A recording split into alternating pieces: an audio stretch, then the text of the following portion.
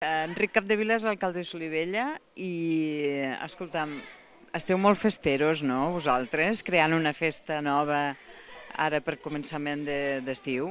És una festa que es ve engendrant, diguem-ho així, ja des de la tarda passada i realment, doncs, que més que encetar aquesta festa a vigílies de Sant Joan, que és quan realment es compleixen els 20 anys de Rigor Mortis. Per tant, doncs, comença l'estiu, comença la festa, comença el foc i comença la gresca. Rigor Mortis és l'entitat de diables que tens aquí al poble, que aquest any celebren el seu 20 aniversari. Teniu més entitats al poble, a part de les dels diables, o és que aquesta té un pes molt important dins del desenvolupament cultural d'aquest poble?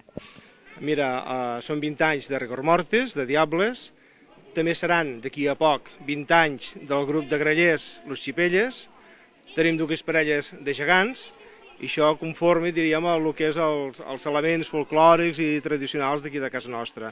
A part que hi ha associacions juvenils de les dones, que també, i jubilats, evidentment, que configuren doncs, el teixit associatiu de Solivella.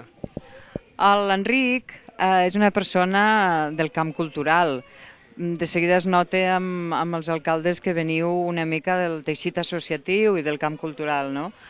Tot això li estàs donant preferència una mica al tema cultural a Solivella també o va venint sol, diríem? Sí, evidentment és una cosa que no la puc amagar. Tot allò que vingui del camp associatiu, he estat amb associacions de joves i en d'altres, per tant, sé el que és estar al davant d'una associació, passar al davant, passar els mals de caps, sé dels mals de caps que avui passen ells en aquesta celebració perquè els preparatius i tot el que comporta, no?